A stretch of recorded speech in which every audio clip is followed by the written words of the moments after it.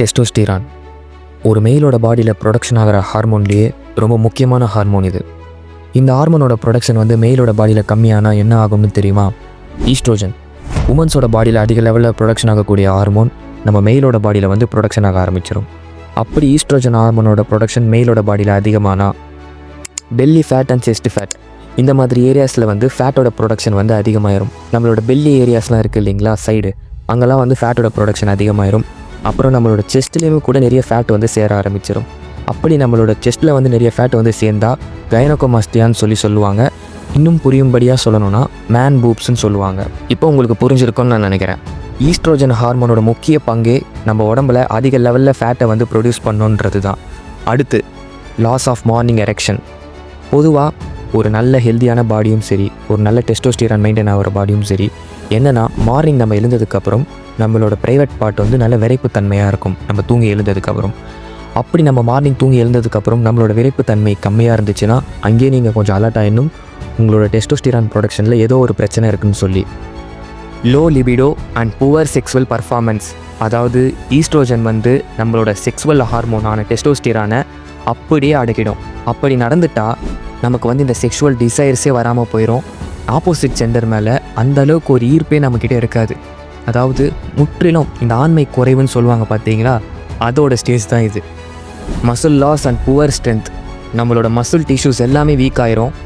நம்மளோட muscle recovery process குறைஞ்சிரும். Low energy and chronic ஃபட்டிக்யூ.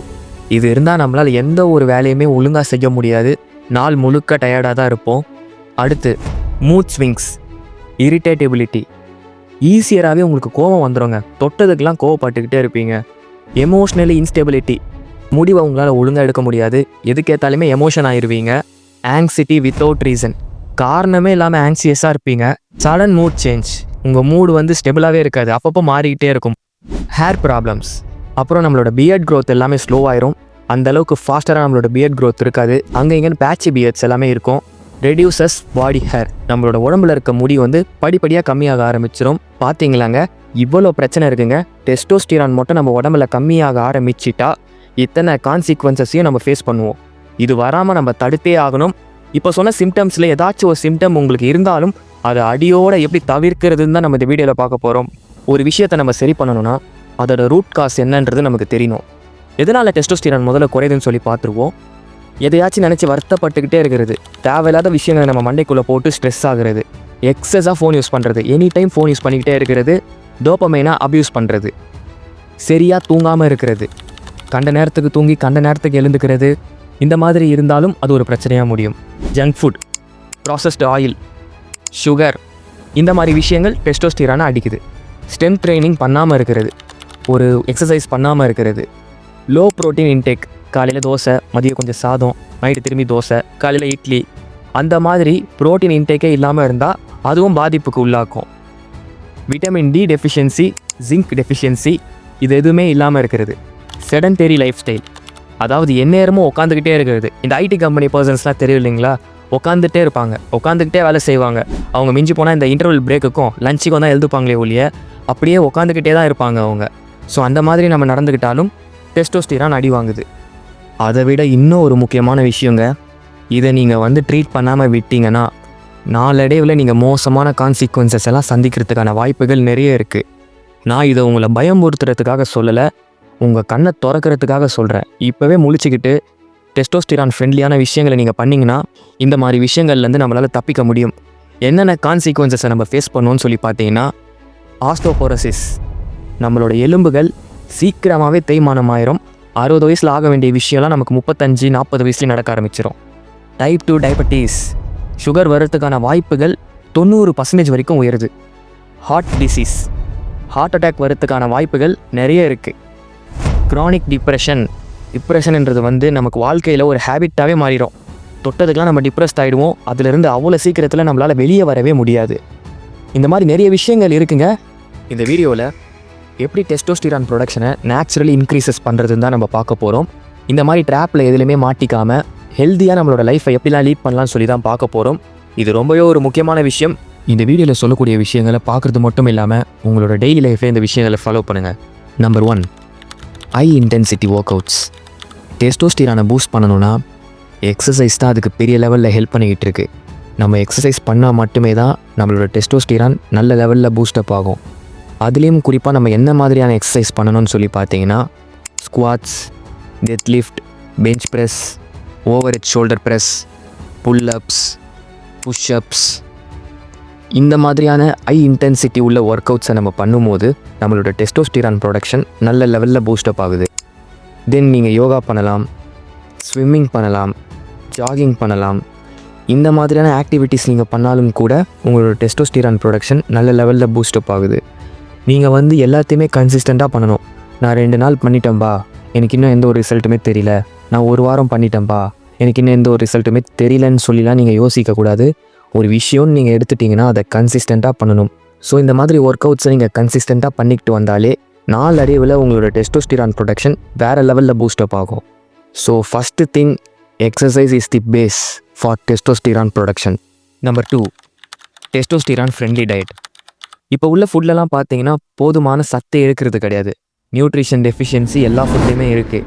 முன்னே இருந்ததுக்கும் இப்போ இருக்கிறதுக்கும் நிறைய வித்தியாசங்கள் இருக்குது நம்ம ஃபுட்டில். டெஸ்டோஸ்டிரான் ஃப்ரெண்ட்லி ஃபுட்டெல்லாம் நம்ம எடுத்துக்கும் போது நம்மளோட டெஸ்டோஸ்டிரான் ப்ரொடக்ஷன் நல்ல லெவலில் பூஸ்ட் ஆகுது. அது என்னென்ன ஃபுட்டுன்னு சொல்லி நம்ம இப்போ பார்த்தோன்னா protein, healthy fats, zinc, magnesiums and vitamin D. நம்மளோட ஃபுட்டில் இதெல்லாமே இருந்துட்டால் நம்மளோட டெஸ்டோஸ்டிரான் லெவல் நல்ல லெவலில் பூஸ்ட் ஆகுது. இங்கே பிரச்சனை என்னென்னா இப்போ நம்ம சாப்பிடக்கூடிய ஃபுட்டில் இந்த டெஃபிஷியன்சி எதுவுமே இல்லாதது தான் பிரச்சனையாகவே இருக்குது. சரி, ஓகேங்க. ப்ரோட்டீனுக்கு நம்ம என்ன சாப்பிட்லாம்? Eggs, chicken, fish, soya chunks, chana, paneer, peanuts, இதெல்லாமே ப்ரோட்டீனில் நம்ம எடுத்துக்கலாம்.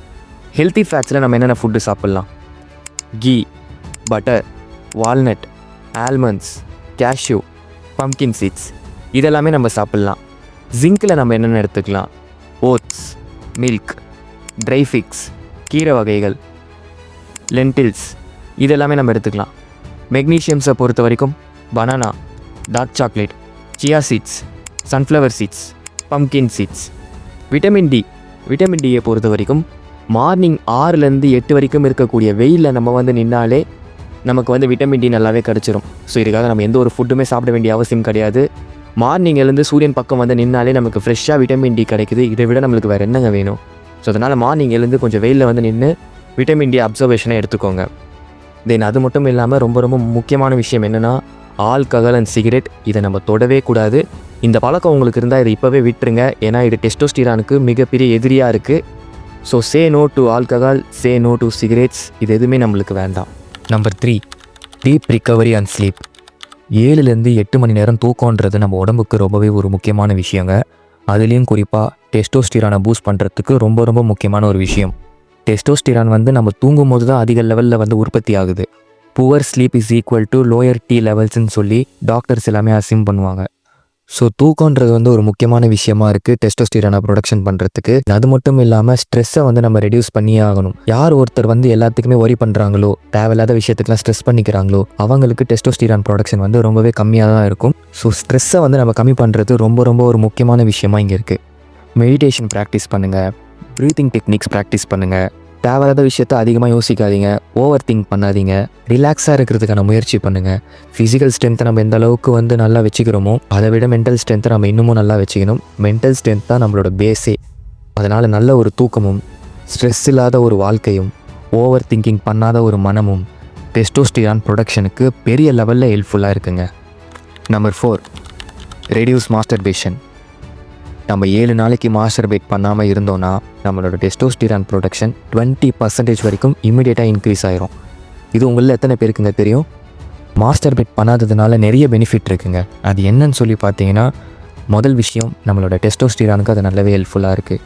அது மட்டும் இல்லாமல் better focus, better clarity, less brain fog, improved memory function, more discipline and will power, motivation level வேறு லெவலில் இருக்குங்க. எல்லா வேலையும் நம்மளால் ஒரு கான்ஃபிடென்ட்டோடு பண்ண முடியும்.